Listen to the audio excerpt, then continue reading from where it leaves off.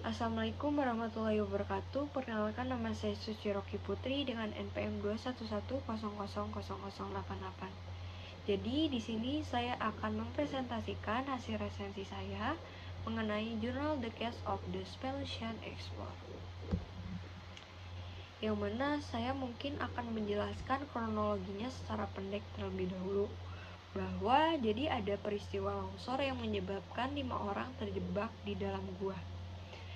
Jadi dalam 2 hari kemudian mereka baru berkomunikasi dengan tim penyelamat bahwa mereka dapat diselamatkan ketika 10 hari ke depan. Lalu yang pertama tuh mereka mencoba berkomunikasi dengan dokter. Mereka bertanya bahwa apakah kita masih bisa bertahan hidup jika memakan salah satu orang yang ada di antara mereka. Lalu dokternya pun menjawab bahwa bisa.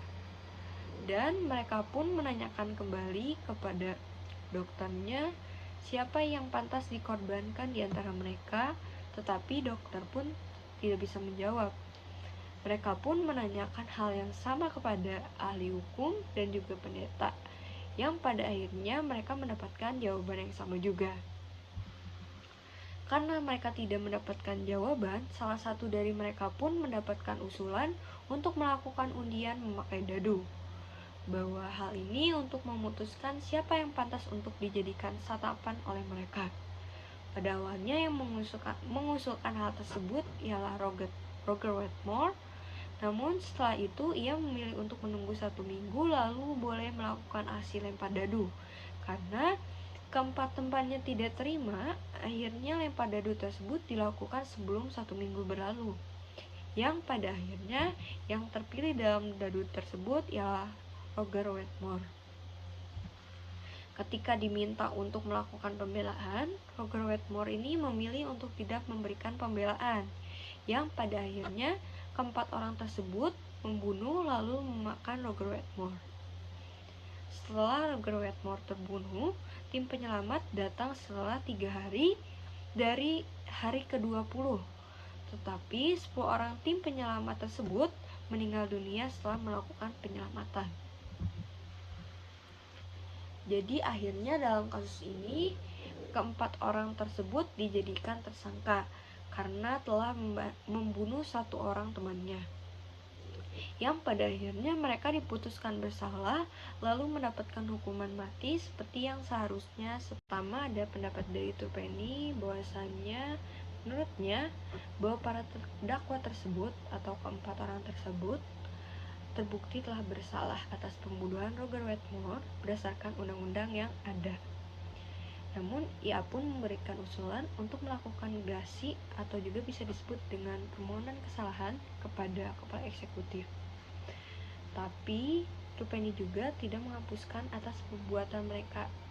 Perbuatan yang dimaksud oleh Tupeni ini ialah pembunuhan, yang mana menurutnya hal ini menjadikan hukum agar tetap adil, namun Tupeni tidak menyampaikan hukum yang ada atau undang-undang yang ada. Nah, selanjutnya ada Foster D. Dia lebih, mungkin saya akan menjelaskan secara singkatnya. Jadi menurutnya itu dari sisi manapun bahwa kasus ini tuh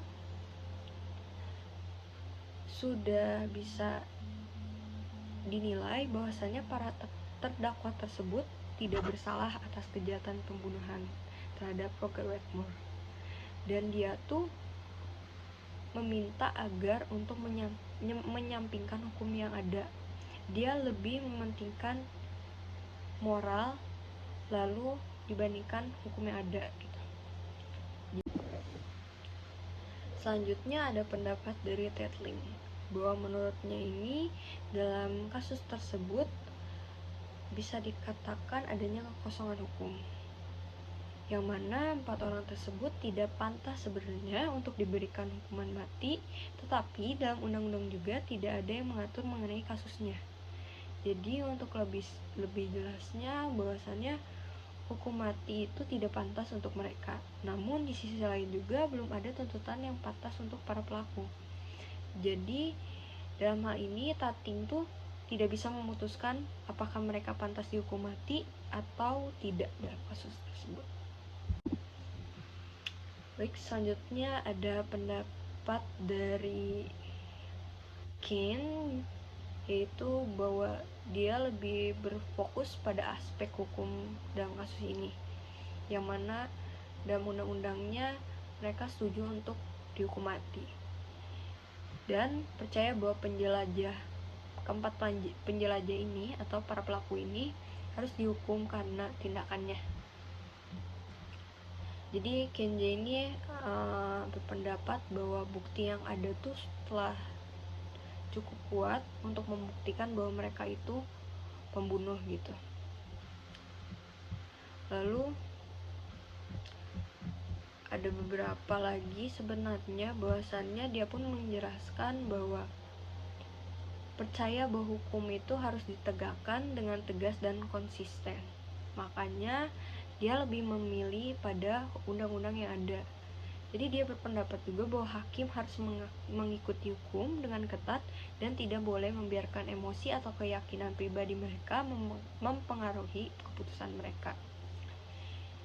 Nah, mungkin selanjutnya saya akan menjelaskan pendapat dari Handy J. Jadi dia memiliki sebuah pandangan yang kompleks mengenai kasus ini. Dia melihatnya sebagai sebuah dilema moral yang menantang asumsi dasar tentang hukum dan keadilan. Jadi menurutnya itu ada ketidakpastian bukti yang mana ia telah meragukan validitas bukti yang digunakan untuk menghukum penjelajah gua. Jadi dia percaya bahwa bukti tersebut tidak cukup kuat untuk membuktikan bahwa penjelajah gua telah membunuh orang lain. Nah, Handy J juga telah menentang hukum mati yang ada dalam undang-undang dalam segala bentuk, dan dia pun percaya bahwa hukuman mati adalah hukuman yang tidak dapat diubah.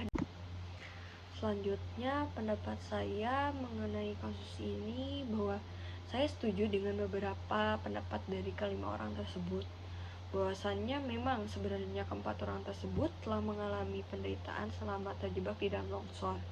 Selain itu, tim penyelamat pun telah mengorbankan 10 orangnya untuk menyelamatkan keempat orang tersebut.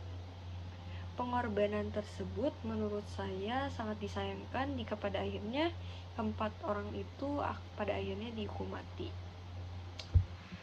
Tapi namun karena tidak ada bukti atau saksi yang pasti, bisa saja sebenarnya keempat orang tersebut telah memanipulasi bukti. Benar bahwa mengapa keempat orang tersebut tidak memiliki untuk memotong bagian dari tubuhnya sendiri saja untuk bertahan hidup dibandingkan dengan memakan tubuh salah satu temannya. Yang pada akhirnya menurut saya keempat orang tersebut tidak pantas untuk diberikan hukuman mati atau gantung, karena pada saat itu mereka sedang di dalam posisi yang sangat mengkhawatirkan. Dan juga ada di sisi lain karena dalam undang-undang juga tidak ada yang mengatur mengenai kasus ini. Mungkin sekian dari saya, mungkin sekian penjelasannya. Mohon maaf bila ada kekurangan dari penjelasan saya ataupun kesalahan kata, mohon dimaafkan. Terima kasih atas perhatiannya. Wassalamualaikum warahmatullahi wabarakatuh.